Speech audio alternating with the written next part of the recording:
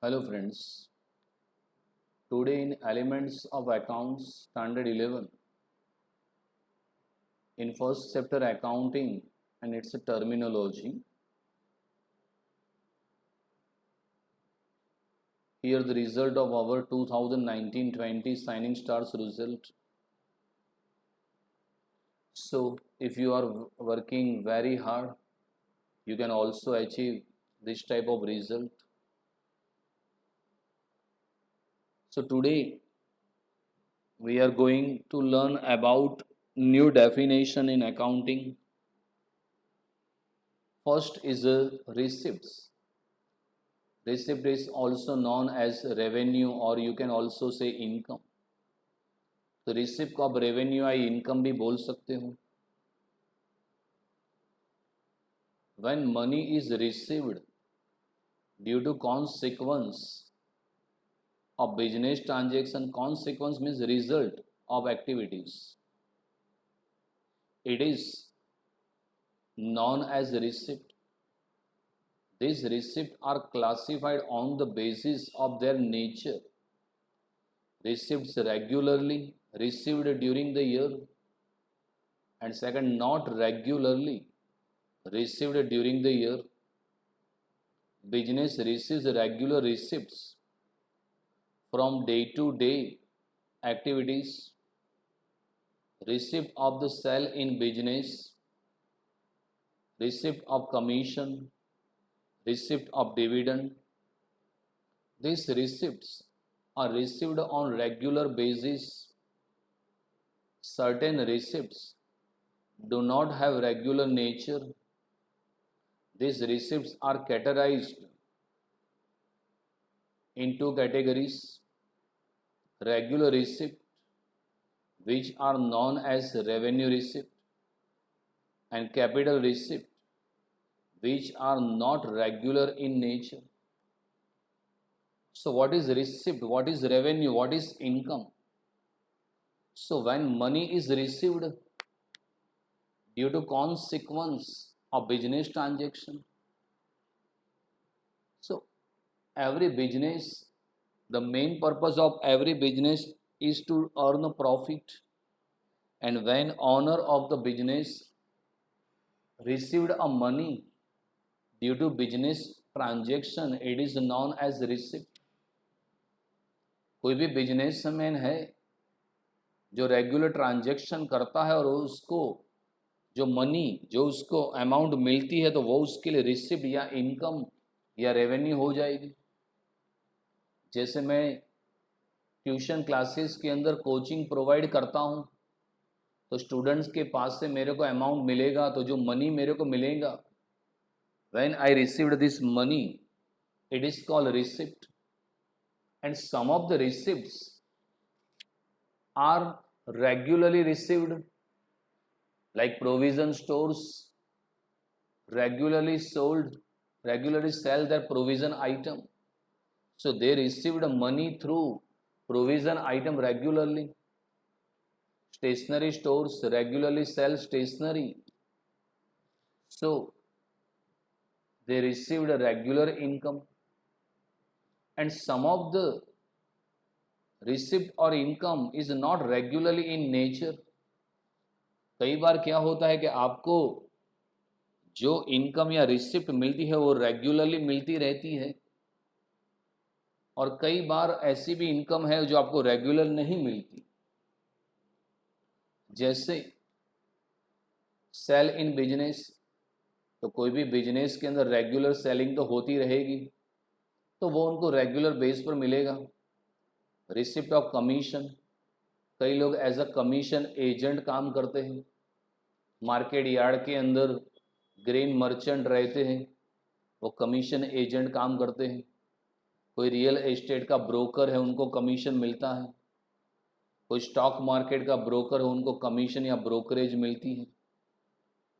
Receipt of dividend, अगर आपने कहीं पर इन्वेस्टमेंट किया है स्टॉक मार्केट के अंदर, किसी कंपनी के शेयर परचेज किए हैं, तो आपको रेगुलर कंपनी का प्रॉफिट में से शेयर मिलेगा, दैट इज कॉल्ड डिविडेंड. तो जो आपको रेगुलर बेसिस पर मिलेगी वो आपके लिए रेवेन्यू रिसिप्ट हो जाएगी। So income from sale, receipt of commission, receipt of dividend, it is a regular basis, so it is called regular receipt या उसको रेवेन्यू रिसिप्ट कह सकते हैं।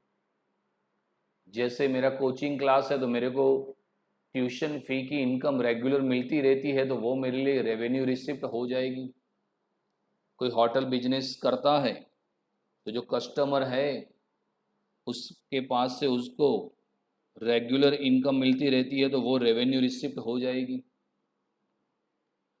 और जो भी इनकम है या रिसिप्ट है आपको रेगुलरली नहीं मिलती है, वो कैपिटल रिसिप्ट हो जाएगी। तो हम उसका डिस्कशन करेंगे, क्या रेवेन्यू रिसिप्ट है और कौन सी कैपिटल रिसिप्ट है, तो हम उसका डिस्कशन हम करेंगे। तो क्या याद रखना है आपको?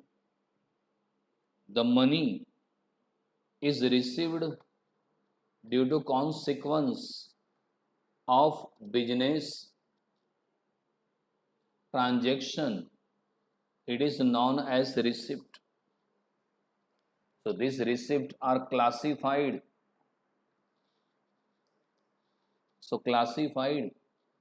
in two category: receipt which is regularly received by business, it is called revenue receipt.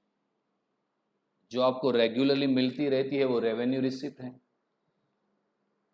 And capital receipt which are not regular in nature, so this is the classification of receipt. One is a capital receipt and second is a revenue receipt. So capital receipt, this receipt is not received regularly. This receipt is procured from the sale of assets. This receipt is obtained by issuing debenture. Assets is not sold frequently. Debenture are not issued frequently. This kind of receipt are not received frequently. Such kind of receipt are known as capital receipt. So when money received due to consequence of business transaction, it is called receipt.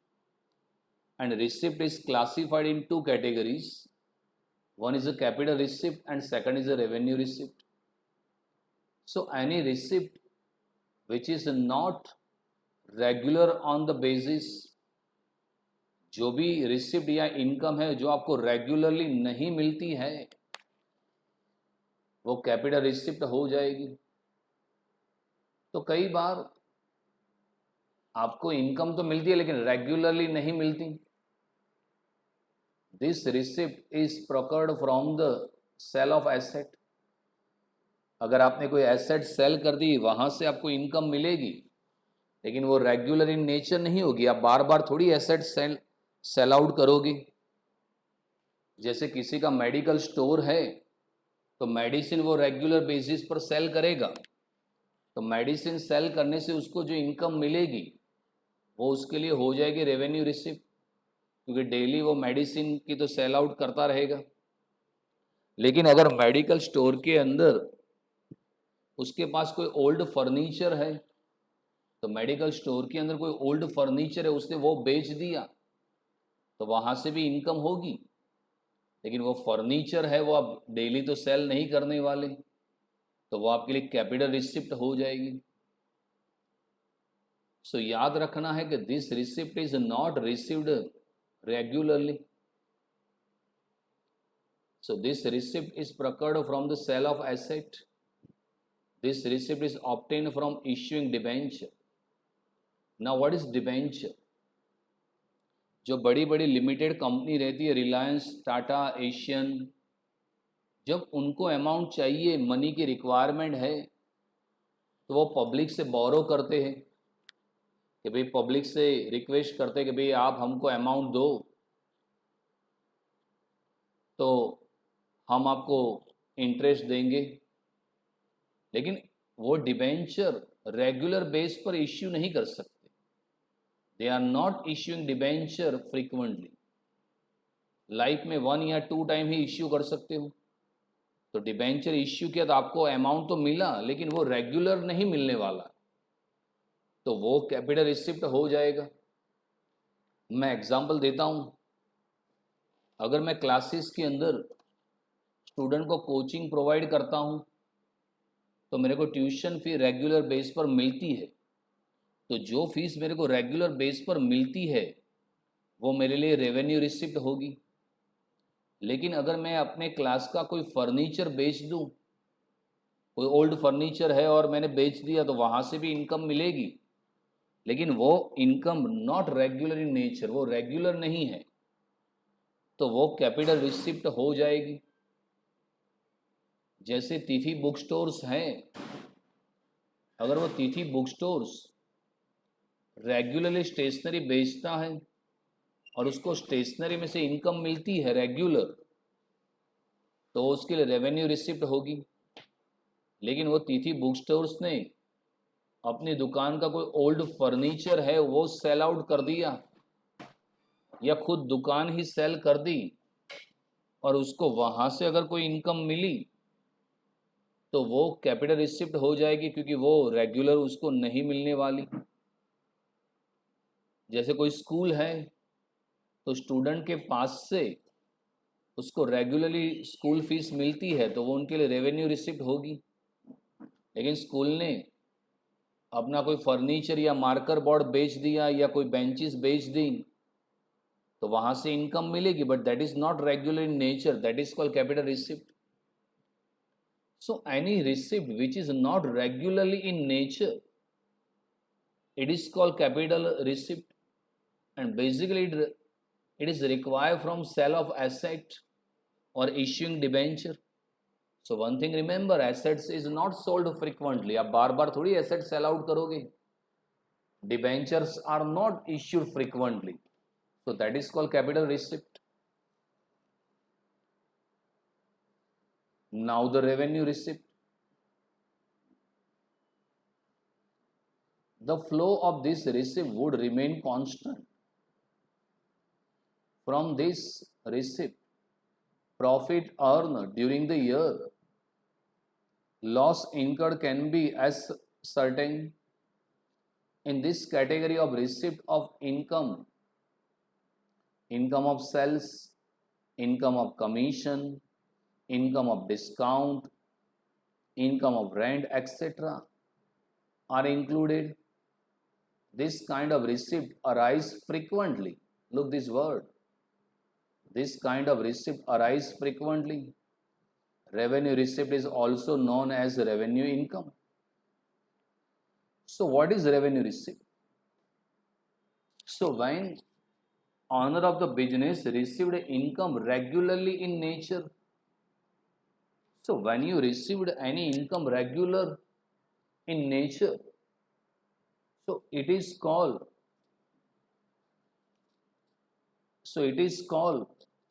revenue receipt. So the flow of this receipt would remain constant. Like provision stores regularly sell their provision item, so that is revenue receipt. कोई medical stores है, तो regular उसकी medicine का cell करता है, तो उसको regular उसको इनकम मिलती है, तो उसके लिए वो रेवेन्यू रिसिप्ट हो जाएगी। तो वो रेवेन्यू रिसिप्ट है।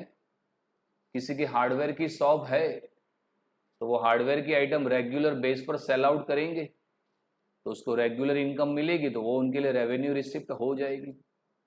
मेरा क्लासेस है, तो कोचिंग से मेरे को फीस रेगुलर बेस पर मिलेगी, so the flow of tuition fee, that is constant, that is regular in nature, that is called revenue receipt. वो आपको रेवेन्यू रिसिप्ट होगी। लाइक इनकम ऑफ सेल्स, तो कोई भी बिजनेस रेगुलर सेल करता है, तो उसको जो इनकम मिलेगी वो रेवेन्यू रिसिप्ट हो जाएगी। Income of commission, some of the businessmen work as a commission agent or as a broker, So commission and brokerage received frequently, that is called revenue receipt. Income of discount, जब आप purchase करने के लिए जाओगे, जब wholesale में अगर purchase करोगे तो जितना ज़्यादा गुड्स परचेस करोगे उतना आपको डिस्काउंट मिलेगा, जितनी बार परचेस करोगे उतनी बार आपको डिस्काउंट मिलने वाला है। इनकम ऑफ रेंट, अगर आपने किसी को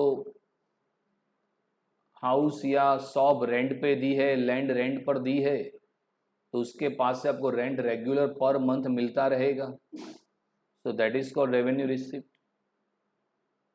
This kind of receipt arise frequently. Frequently means regular in nature. Capital receipt के अंदर क्या था?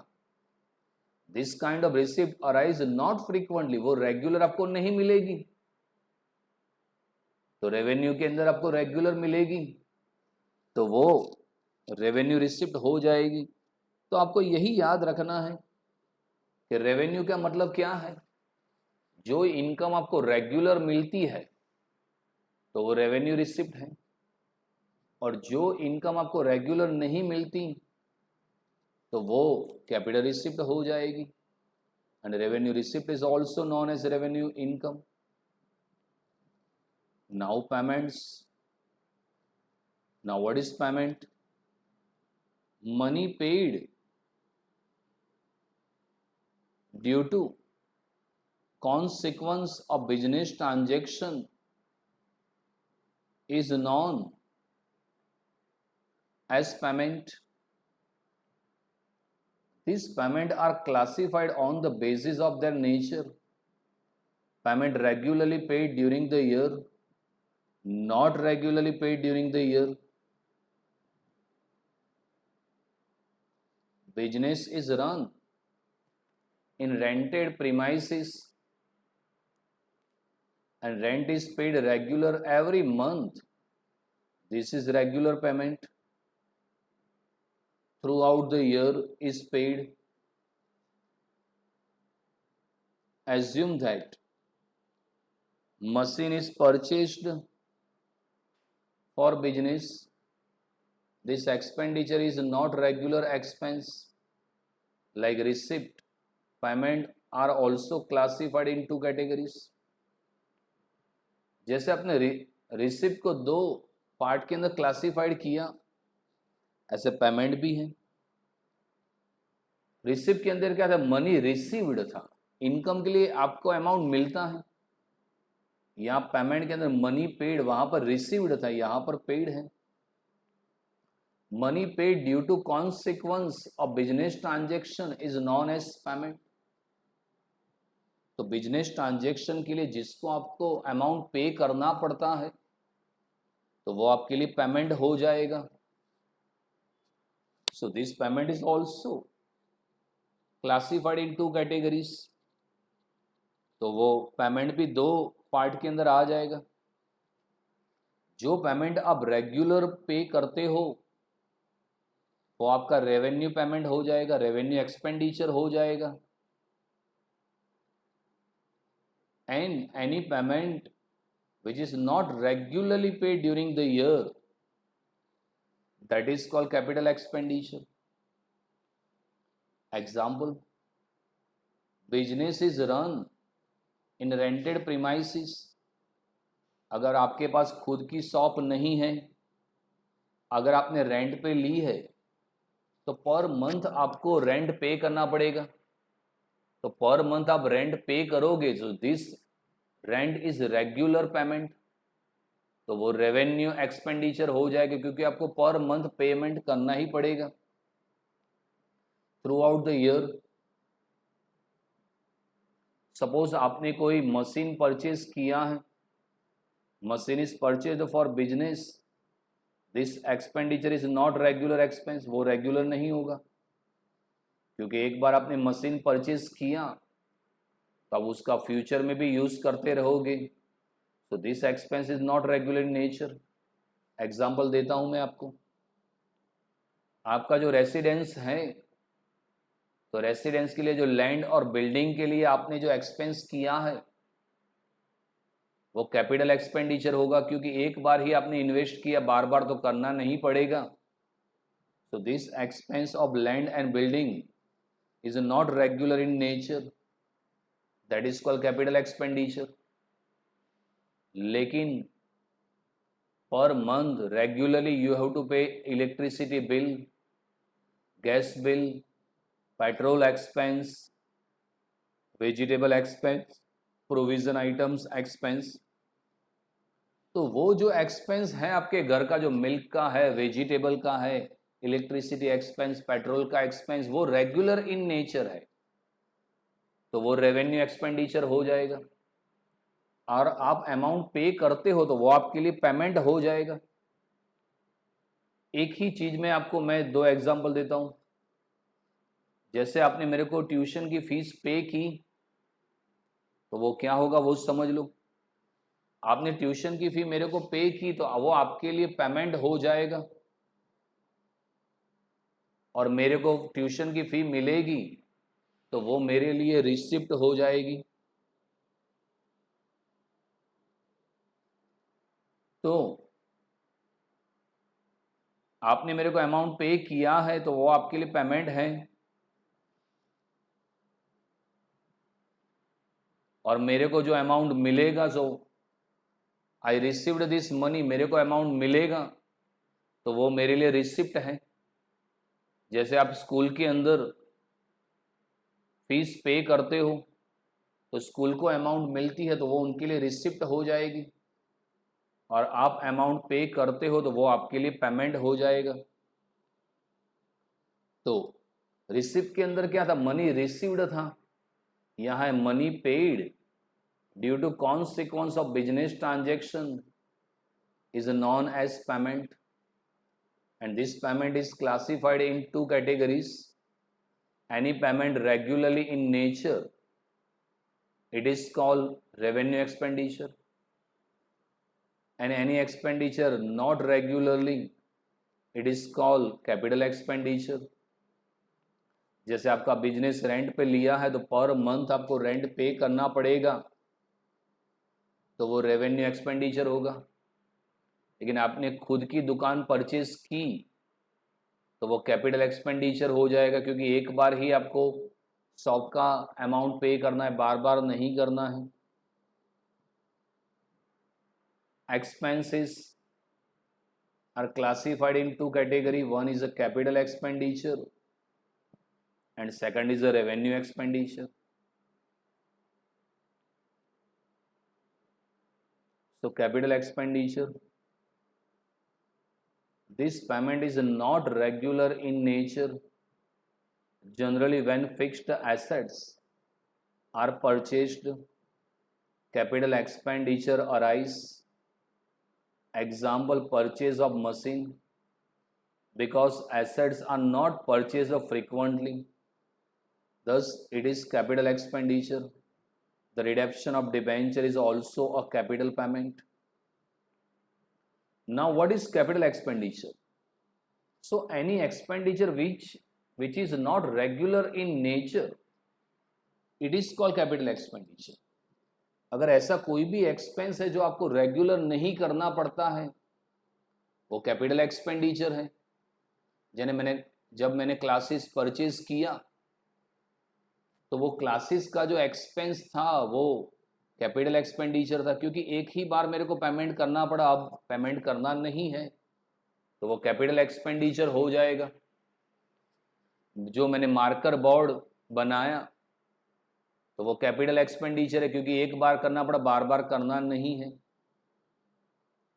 तो when fixed assets are purchased, अगर कोई बिजनेस कोई एसेट परचेज करता है तो वो कैपिटल एक्सपेंडिचर हो जाएगा।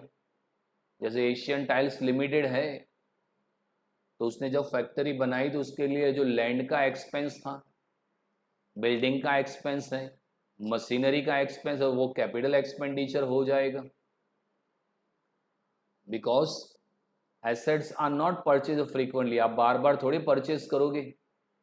आपके घर के अंदर आपने जो टीवी परचेज किया वो कैपिटल एक्सपेंडिचर हो जाएगा, क्योंकि एक बार किया फिर फ्यूचर में आप उसका यूज कर सकते हो, बार बार आपको टेलीविजन परचेज करने की रिक्वायरमेंट नहीं है। द रिडेप्शन ऑफ डिबेंचर, कोई कंपनी है उसने पब्लिक से अमाउंट बोरो किया, तो जब आपने उसको अमाउंट रिटर्न कर दिया तो वो कैपिटल पेमेंट हो जाएगा, फिर बार बार पेमेंट नहीं करना है। जैसे मैंने आपसे 50,000 बोरो किया है, तो एक बार मैंने आपको 50,000 रिटर्न कर दिया, तो बार बार पेमेंट करने की कोई रिक्वायरमेंट नहीं है, तो वो कैपिटल एक्सपेंडिचर हो जाएगा। Now revenue expenditure, so revenue expenditure, the flow of this payment would remain constant. From this payment, profit loss is determined. In this category, payment of salary, wages, telephone expenses, advertisement expenses are included. Now what is revenue expenditure? So students, any expense which is regular in nature, which is paid frequently in the business, that is called revenue expenditure. Like in your residence, every day we have to pay milk expense, vegetable expense, petrol expense. So these expense are regular in nature, that is called revenue expenditure.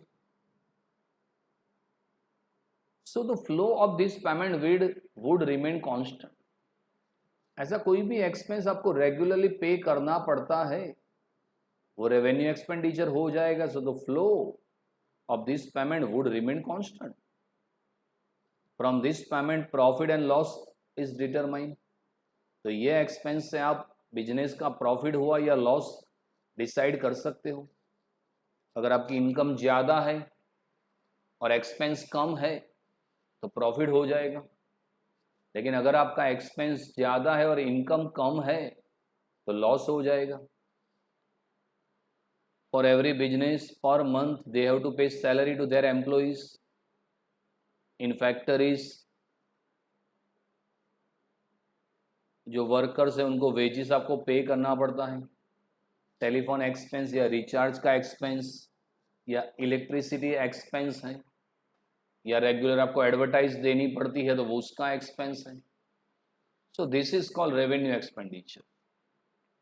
जैसे मेरा classes है तो उसके अंदर जो electricity expense है वो regular पे करना पड़ता है, तो वो रेवेन्यू एक्सपेंडिचर है. मैं आपको आपकी ही लैंग्वेज में आंसर देता हूँ.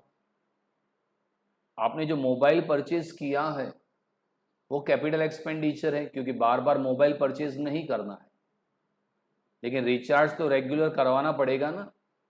तो आप जो रिचार्ज का एक्सपेंस करते हो वो रेवेन्यू एक्सपेंडिचर हो जाएगा. दूसरा एग्जांपल देता हूँ. सपोज आपने एक्टिवा परचेज किया, तो एक बार आपने एक्टिवा परचेज किया, फिर बार बार एक्टिवा तो परचेज नहीं करना है, तो that is called capital expenditure. लेकिन एक्टिवा के अंदर आपको पेट्रोल का एक्सपेंस तो रेगुलर करना पड़ेगा ना, तो वो आपके लिए रेवेन्यू एक्सपेंडिचर हो जाएगा. So the flow of this payment would remain constant. From this payment profit and loss determine. In this category, payment of salary, wages, telephone expense, advertisement expense are included. Now profit.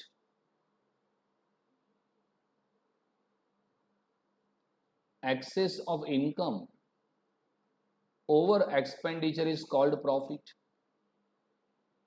So main purpose behind every business is to earn profit. And any business, their excess of income over expenditure means their income is more than their expenditure, so difference is called profit. कोई भी business है तो उसका main purpose profit earn करना है, और कोई भी बिजनेस है उसकी इनकम ज़्यादा है और एक्सपेंस कम है तो वो प्रॉफिट हो जाएगा.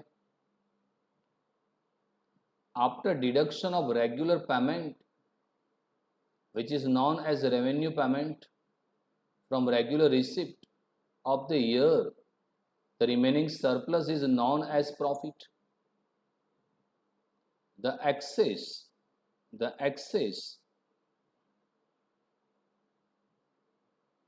day-to-day incomes over expense of the business is called profit.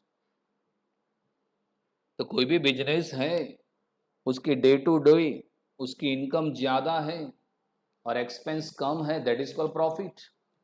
Access of income, excess of income मतलब आपकी जो इनकम है वो एक्सपेंस से ज़्यादा है, so excess of income over expenditure that is called profit. और जितना आपका प्रॉफिट होगा उतना बिजनेस का डेवलपमेंट ज़्यादा होगा, आप उसका एक्सटेंशन ज़्यादा कर सकते हो. और अगर आपकी इनकम ज़्यादा है और एक्सपेंस कम है तो आपका प्रॉफिट हो जाएगा. एक एग्जांपल के से समझते हो उसको. Suppose income of business is 1,50,000 and expense is 1 lakh. Now look here, income of business during the year 150 and their expense is 1 lakh. Now tell me students, here business is making profit or loss? So here excess of income over expenditure, क्योंकि आपकी income 1,50,000 है और expense 1 lakh है, so profit is equal to income minus expenses. What is your income? 1,50,000. What is your expense? 1 lakh. So 1,50,000, 1 lakh. So 50,000 that is called profit. तो वो profit हो जाएगा. So profit, excess of income over expenditure is called profit. Now loss, तो उसका opposite कर दो. Excess of expenditure over income is called loss. So when any business, their expenditures are more than their income, so it means business is suffered from loss. अगर ऐसा कोई business है कि जिसके एक्सपेंस ज़्यादा हो गए और इनकम कम है तो मतलब वो लॉस हो जाएगा. कई बार हम देखते हैं ना, कई दुकान बंद हो जाती है या होटल बंद हो जाती है, तो मतलब ये हुआ कि वो लॉस के अंदर चल रही है, तो उनका वो लॉस हो जाएगा. से और भी कई बार लॉस हो जाएगा. जैसे गुड्स बर्न बाय फायर, दुकान के अंदर गुड्स था और आग लग गई तो भी वो लॉस हो सकता है. कई बार गुड्स ऑन द वे हो और एक्सीडेंट हो जाए तो वहाँ पे डिस्ट्रॉय हो जाए, वो भी लॉस हो जाएगा. एग्जाम्पल से समझते हैं. Suppose income is 1,50,000 and expense is 250. So income is 150 and expense is 250. So loss is equal to expense minus income. तो एक्सपेंस है आपका 250 और इनकम है 150, तो आप देखो यहाँ पर एक्सपेंस ज़्यादा है और इनकम कम है, तो business is suffered from loss. So loss is equal to expense minus income. 2,50,000 minus 150, so 1 lakh, that is loss. So excess of expenditure over income is called loss. और जितना बिजनेस लॉस के अंदर चलेगा तो वो business के लिए अच्छा नहीं है, क्योंकि वो बंद हो जाएगा, उतना चांसेस रहता है बिजनेस के अंदर. Now purchase, many items or services are purchased in the business. All these purchases are not treated as purchase of business. They are expense of business. A businessman does the business of goods. Purchase of that goods is treated as a purchase in accounting. Example, when stationery is purchased by grain merchant, it is stationery expense. But if he purchases grain, it is treated as a purchase. This purchase can be in cash or credit form. Now what is purchase? So when many items is or services purchased in the business, so there are two way to purchase anything in the market. First आप cash के अंदर purchase कर सकते हो या credit के अंदर भी परचेस कर सकते हो, आप गुड्स भी परचेस कर सकते हो या सर्विस भी परचेस कर सकते हो. What is goods? तो ऑनर ऑफ द बिजनेस जिसका ट्रेडिंग करता है, जिसका उसका बिजनेस है, वो उसके लिए गुड्स हो जाएगा. जैसे स्टेशनरी स्टोर्स के लिए स्टेशनरी गुड्स है, प्रोविजन स्टोर्स के लिए प्रोविजन आइटम गुड्स हैं, हार्डवेयर के दुकान के लिए हार्डवेयर की जो आइटम है वो गुड्स हैं. और आप सर्विस भी तो परचेस करते रहते हो. सर्विस इज इनटेंजिबल, वो दिखती नहीं, लेकिन सर्विस भी परचेस होती रहती है. जैसे आप जियो की सर्विस परचेस करते हो, यूजीवीसीएल की सर्विस परचेस करते हो. But all this purchases are not treated as purchase of business. जितना भी आप परचेस करते हो वो सभी को आप परचेस के कैटेगरी में नहीं ले सकते. क्यों? आप जिसका बिजनेस करते हो, अगर गुड्स आपने परचेस किया है तो ही वो बिजनेस के अंदर परचेस में आप लिख सकते हो. अब business does the business of goods, purchase of that goods is treated as purchase. आपका जिसका बिजनेस है वही आपने लिया है तो वही आपके लिए परचेज हो जाएगा. एग्जाम्पल देता हूं, एक प्रोविजन स्टोर्स वाला है, किराना स्टोर्स वाला. अगर उसने प्रोविजन की आइटम परचेज की है, किराने की आइटम ली है, तो वो अकाउंट के अंदर एज अ परचेज वो लिख सकता है, परचेज ऑफ गुड्स. लेकिन सपोज उसने स्टेशनरी परचेज की तो वो स्टेशनरी उसके लिए एक्सपेंस हो जाएगा, क्योंकि उसका मेन पर्पस क्या है? प्रोविजन की आइटम बेचने का. उसने स्टेशनरी ली है लेकिन वो स्टेशनरी वो बेचना नहीं है, तो वो स्टेशनरी उसके लिए एक्सपेंस हो जाएगा. Because in provision stores provision is a goods. So if he or she purchase a provision item, so it is treated as a purchase in accounting, but they purchase stationery, so stationery is called expense. वो उनके लिए expense हो जाएगा.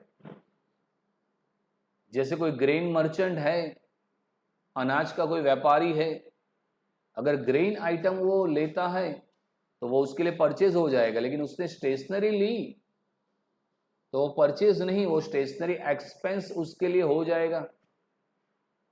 तो वो समझ लेना है कि वो उसके लिए.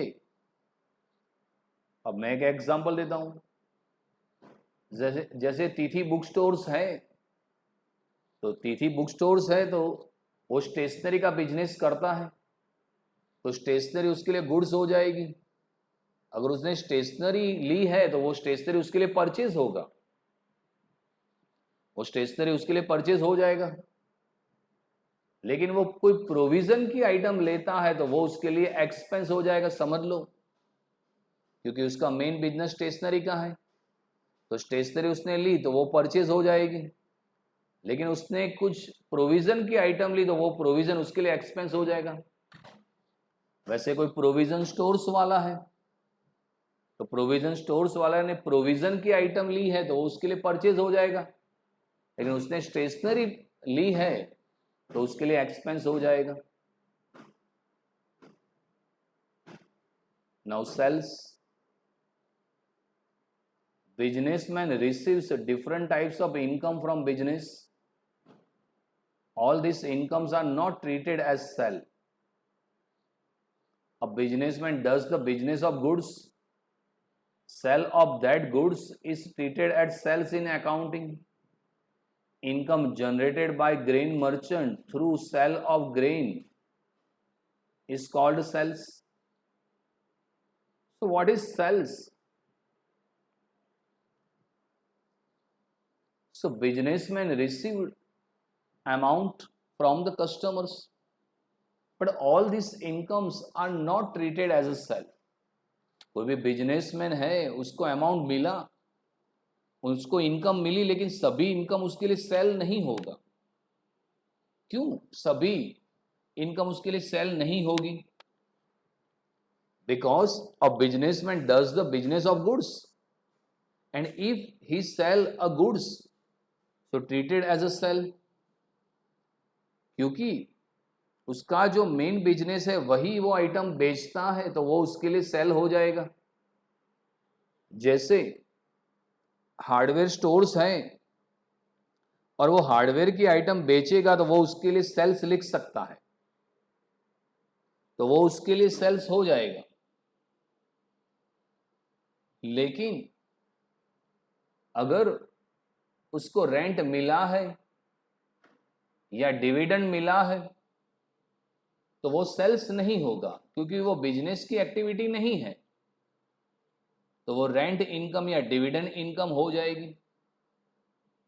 जैसे मेरा क्लासेस है, तो मैं सर्विस बेचता हूं, मेरा ट्यूशन का कोचिंग आपको प्रोवाइड करता हूं, तो अगर ट्यूशन की फी मेरे को मिलती है, तो वो मेरे लिए सर्विस ऑफ सेल्स हो जाएगा, it is recorded sales in accounting. लेकिन मैंने अपनी कोई दुकान किसी को किराए पे दी है और उससे मेरे को रेंट मिलेगा, तो वो सेल नहीं होगा, क्योंकि मेरा मेन पर्पस ट्यूशन क्लासेस का है। तो कोचिंग की सर्विस प्रोवाइड करोगे और वहां से मिलेगा, तो वो सेल्स हो जाएगा। लेकिन किसी को आपने रेंट पर दुकान या शॉप दी है और वहीं से रेंट मिलेगा, तो वो आपके लिए इनकम होगा, सेल नहीं होगा। Income generated by grain merchant through sale of grain is called sales, क्योंकि वो ग्रेन मर्चेंट है एंड सेल ऑफ ग्रेन उसने सेल भी किया है, तो वो उसके लिए सेल्स हो जाएगा। Now stock, goods purchased bye businessman for business purpose, goods remain unsold, from that goods is called as a stock. A businessman has purchased the goods of 70,000, out of which that goods worth rupees 45,000 sold. So sold for 75,000, then stock will be 25,000. 70,000 purchase of goods and sell of goods is 45,000, so unsold good 25,000, that is stock. At the end of the accounting year, the closing stock would be 25,000 and it would be opening stock 25,000 for the next year. Closing stock is current assets. In brief, stock means surplus of goods from purchase. So every businessman purchase a goods for their business purpose, but at the end of the year, the goods remain unsold. That is called stock. कोई भी businessman है, तो वो business के purpose से वो goods का trading करता है, लेकिन eight the end of the year any goods remain unsold, that is called closing stock, or you can say a stock. Suppose a businessman purchase a goods of 70,000, but at the end of the year, out of 70,000 he sold 45,000 in the market. अगर कोई businessman ने 70,000 का goods लिया है और उसमें से उसने 45,000 का गुड्स सेल कर दिया, तो परचेज 70,000 का किया, 45,000 का सेल कर दिया, तो ईयर के एंड में आपके पास 25,000 का गुड्स बचेगा, तो वो आपके लिए स्टॉक हो जाएगा। Eight the end of the accounting year उसको आप स्टॉक या क्लोजिंग स्टॉक भी बोल सकते हो। मैं आपकी लैंग्वेज में दिखाता हूं। जब आप 10th के अंदर थे, तो सपोज आपने 20 नोटबुक परचेज की। अगर आपने 20 नोटबुक परचेज की, लेकिन उसमें से पूरे साल आपने 15 नोटबुक का यूज किया, और परचेज की थी 20, और यूज किया 15, तो 10th के एंड में अगर आपके पास 5 बुक्स अनयूज्ड है तो वो आपके लिए स्टॉक हो जाएगा। तो ऐसे बिजनेस के अंदर सभी गुड्स तो एक साथ बिकेगा नहीं, तो साल के एंड में जो भी गुड्स आपके पास बचा है वो आपके लिए स्टॉक हो जाएगा। बिजनेसमैन बोलते हैं ना, अभी स्टॉक खलास हो गया, स्टॉक नहीं है, नया स्टॉक आने वाला है। स्टॉक है उसका मतलब उसके पास अनसोल्ड आइटम पड़ी है, उसका ये मीनिंग हुआ।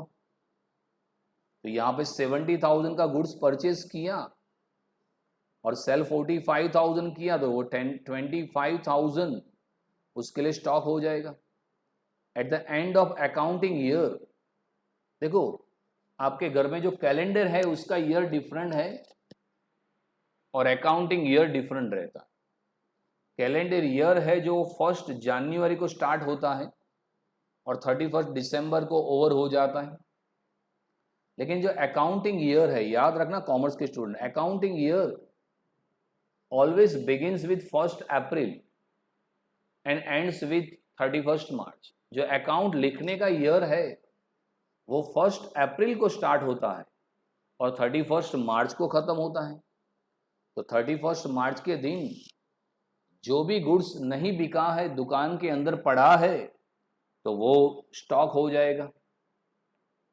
तो at the end of the year unsold goods that is called stock या closing stock and it would be opening stock for the next year. तो जो एक साल का क्लोजिंग स्टॉक है वो दूसरे दिन ओपनिंग स्टॉक हो जाएगा। जैसे 10th के अंदर 20 नोटबुक लाए थे और 15 का यूज किया तो 5 पड़ी है, वो क्लोजिंग स्टॉक हो जाएगी आपके लिए।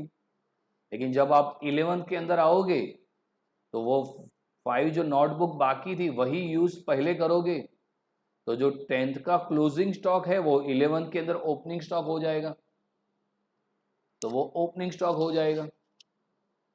तो ट्रेडर्स भी ऐसा करते हैं, जो अनसोल्ड गुड्स है लास्ट के अंदर वो दूसरे ईयर फर्स्ट बेच देंगे, तो it would be opening stock for the next year and closing stock is your current asset. इसको करंट एसेट ऐसे बोलते हैं क्योंकि जब any asset duration is less than 1 year and easily converted into cash, that is called current asset. क्योंकि वो stock जब बिक जाएगा तो वो इजीली कैश के अंदर कन्वर्ट हो जाएगा। So goods remain unsold from the goods is called stock. So student, today we completed some good definition. First chapter के अंदर ही ये डेफिनेशन आएगी, सेकंड चैप्टर से एग्जाम्पल लेने हैं आपको। प्लीज़ अच्छे से नोटबुक के अंदर लिख लो और रेडी कर देना है आपको। Thank you very much.